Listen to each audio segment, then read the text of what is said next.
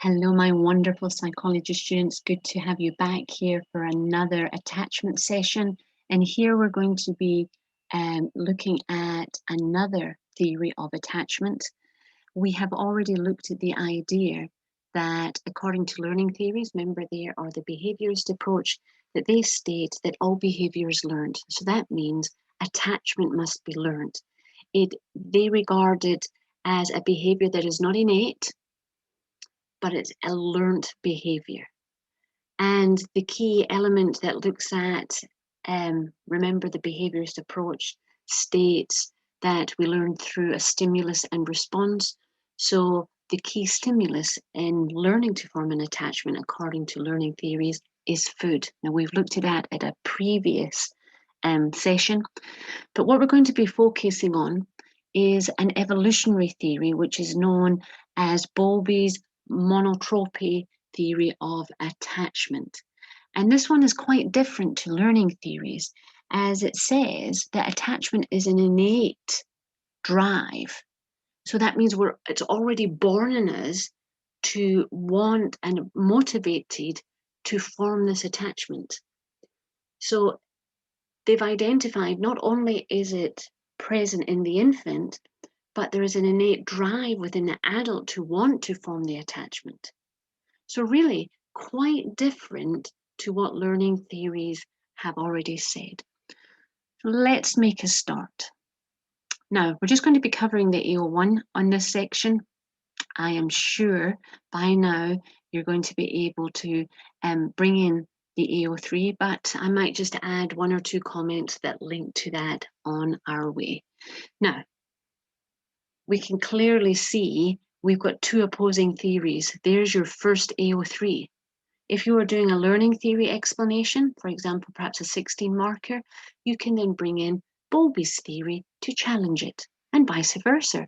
So automatically, knowing that AO1, you can actually turn it into a challenging explanation. So here we're not bringing in a sense of a strength and a limitation, but we're using another theory to challenge the one that we are describing. So learning theory is challenged by the evolutionary theory of attachment. So according, just like I've said, to the learning theory, food is the motivating stimulus, which is the starting point for attachment. And this is where the challenge is. However, the evolutionary theory, or also Bowlby's monotropy theory of attachment, is that we are born with these innate drives to form our attachment because it has both short-term and long-term effects on our survival. So here we can clearly see we've got these opposing theories who both completely explain attachment quite differently. So just remember that can be a fantastic AO3. And also just remember, because you know the AO1, you can turn it into an AO3, and that actually means it's one less evaluation or one less AO3 that you need to learn. So let's look at this evolutionary theory. Now, Bowlby put this forward as a very important theory of attachment. And his work was, like other theorists, influenced by the work of somebody else. And that, in one of the cases, was ethologists. Now, we remember we've looked at Lorenz and the Goslings and imprinting and how that was innate, right? And there's also going to be other key factors that we looked at here that actually influenced Bowlby. Because Bowlby realized if in other animals like the Goslings, there is this innate drive to imprint on a significant adult, then surely this can happen in humans because we're animals too. We actually saw that as well in Harlow's monkeys, rhesus monkeys, where the monkeys didn't have to learn to form an attachment. They just had this innate drive because they wanted the contact comfort, not the food. So yes, Bowlby was highly influenced by other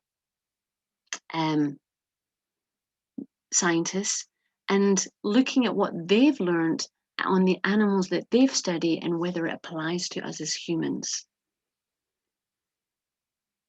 So here we can clearly see that the work of Bowlby has been influenced. And again, we can bring in that to support. Can you see how we're using learning from a different section within this module?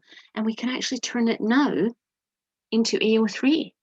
We can actually see that we've got clear supporting evidence that this need to make an bond, for example, imprinting in goslings, is an innate behavior because it increases their, especially in the short term and long term, chances of survival. So again, we've got another lovely AO3 that we can bring in here. Gosh, I said I wasn't really going to talk about AO3s, and that's all I've spoke about so far. But I just really want you to understand that AO1 from another section can actually be turned and adapted to become an AO3.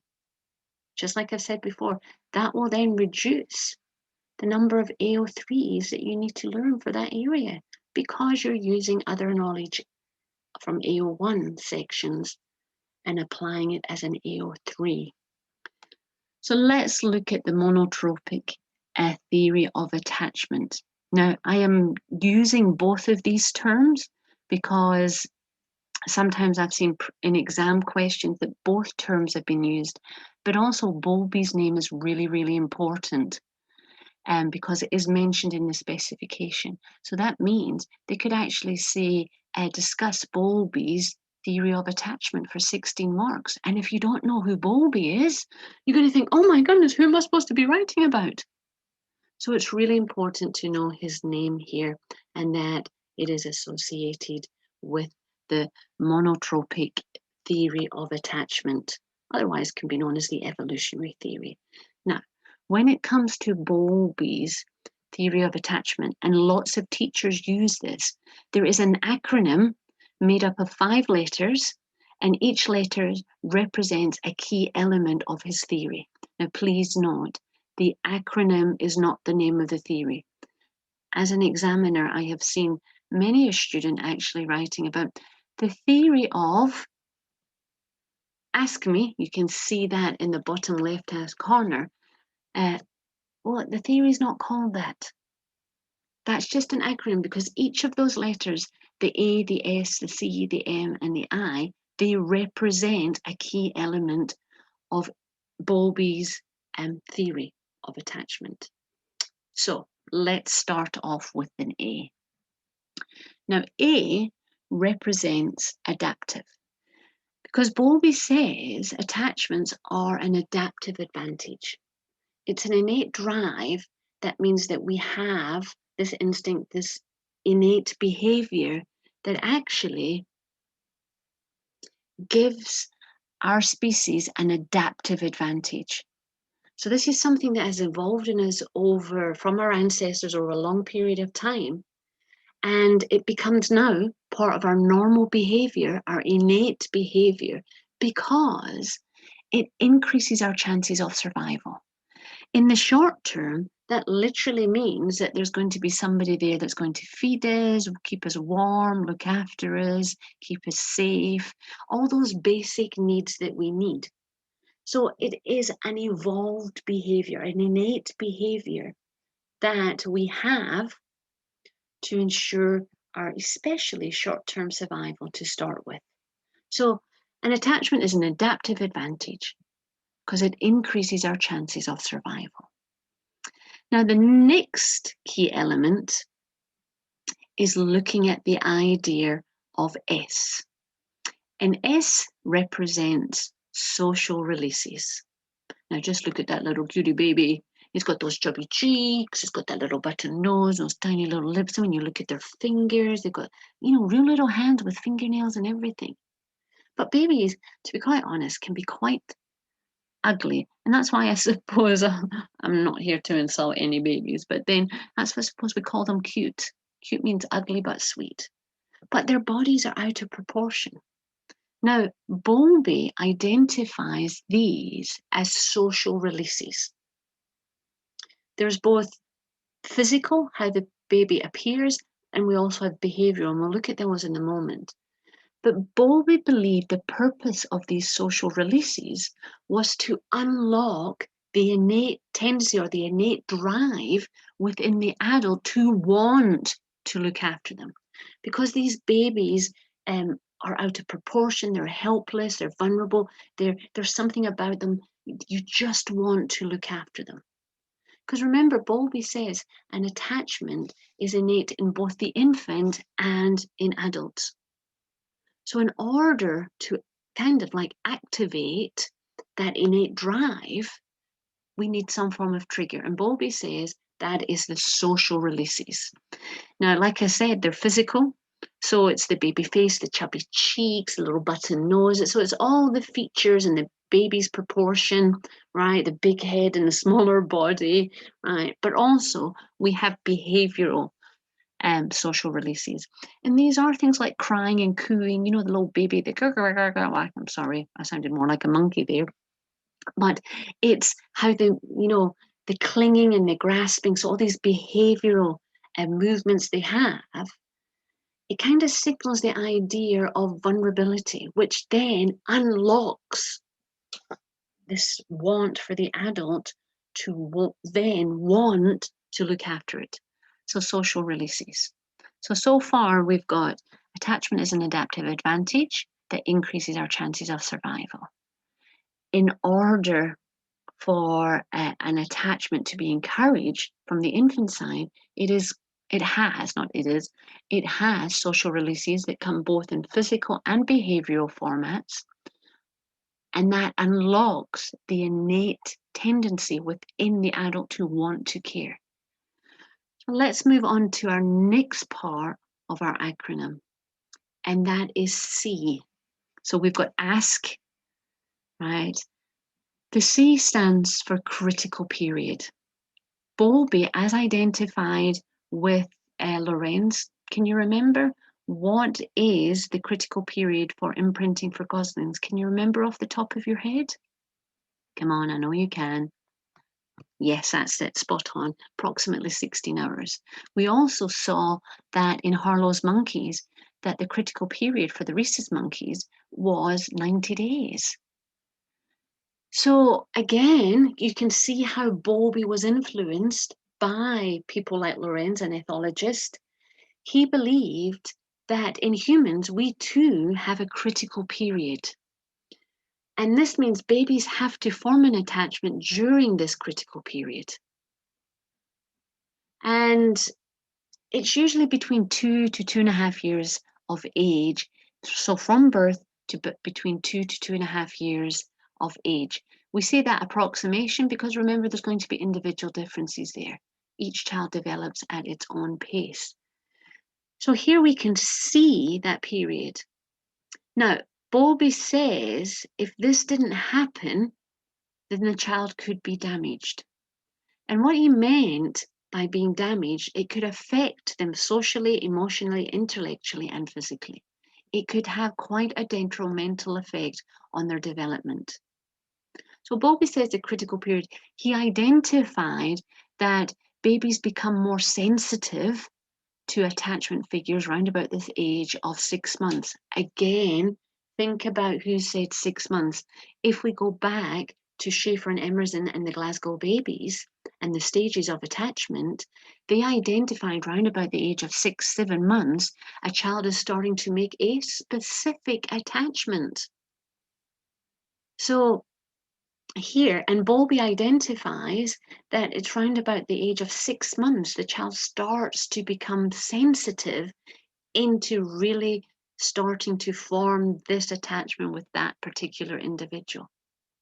So again, using our knowledge from Schaefer and Emerson, we can apply it here within the critical period, especially if we speak about that 6-month sensitivity. That's when infants are becoming most sensitive in the formation of their attachment. But just to kind of discuss a little bit more how it could actually damage the individual. If they do not make that attachment figure is interacting with them all the time. You know, they're engaging with them, they're stimulating them, they're physically moving them, right? And there's all this engagement that's actually stimulating a child intellectually. Because think about it, it's, you learn your language from those people around you. They're going to learn how that attachment figure is emotionally engaging with them. They're going to learn how to emotionally engage. Physically, they're going to be picked up and moved about, and so their motor skills are developing and all these type of things. So Bowlby says if it doesn't happen within the critical period, it can have detrimental effect in their development. And he's not saying that they can't form an attachment after that, but there could be a lot of issues surrounding it. It'll be difficult to reverse some of the issues from not making an attachment within that critical period. Now, the next part of our acronym is M, and M stands for monotropy. Now, mono, think of mono, one. And that means that Bowlby believed that an infant form one very special attachment with their mother. Now, yes, I understand. Come on, it might not be the mother, it might be their father. And nowadays we can talk about the primary attachment figure. But in his time, it was the norm for the mothers to be the ones who reared the children. Remember, we've looked at that when we looked at the role of the father, the traditional roles. And so when Bowlby was developing that, it was very much those traditional roles. So they make this one very special attachment. So this one individual will stay a very important individual in their life. So this special intense attachment is called monotropy, because the child makes that specific attachment with that one individual. Think about it again. Who spoke about specific attachment? That's it, Schaeffer and Emerson. Can you see how a lot of these things do link to one another to create these AO3s? It is a good question. What happens if the mother's not available? Something happened to the mother. So if the mother's not available, there just needs to be a mother substitute. That means someone to take her place. And if it's going to be the father, what have we learned for the role of the father? The father can be the primary attachment figure as long as he is as sensitive as the mother. So yes, this one individual is the individual that is emotionally available for that infant. And this monotropic individual is of utmost importance because they create what Bowlby says, and this is our last key element within his theory, that the monotropic individual creates the in-turning working model. And here we're linking to an element of cognition on this one, because they create the special mental schema for relationships. I like to call it, they create the blueprint for all future relationships. So yes, remember we've already looked at what schemas are when we did the cognitive approach, right? And we understood what a schema is. So from a very young age, they are developing this mental schema, what it is to be in a relationship. And it's how that monotropic individual interacts with the infant that will establish this internal working model, so we can see how important that one specific individual is, because they are creating the infant's blueprint for the foundation and basis for all future relationships. So it's really important, this individual. So all the child's future adult relationships will be based on this. But not only that, also their future parenting style, if they're going to become a parent as well. I can always remember thinking to myself, oh yeah, one day when I'm a parent, I'm going to do this and that. But it wasn't before long, I actually felt like my mum. I was doing things that my mum did, bringing myself up. So yes, it becomes the blueprint for all future relationships, but also parental relationships, how you're going to parent. And that's why that internal working model is so important. And that is why the monotropic individual is so important, because Bowlby says that person influence. So if we have a very sensitive primary attachment figure, they're going to meet the child's needs, respond to their wants and their desires. They're going to be interacting with them on a physical, emotional, and intellectual level. And they are really important in doing all of this. But if we have a mother or a primary attachment figure who's not as sensitive, that's then going to influence the child's internal working model. Bowlby also highlighted, and just linking, so we can link this on, this internal working model that the infant will develop will impact on all aspects of their life, of all relationships that they're going to have. So Bowlby refers to this as the continuity hypothesis. It's something that's going to continue throughout their life and going to impact on their later emotional development. So that means their later relationships, in later childhood, within teenage years, and all the way through to adulthood. There we go. So that is Bowlby's monotropic theory of attachment in a nutshell.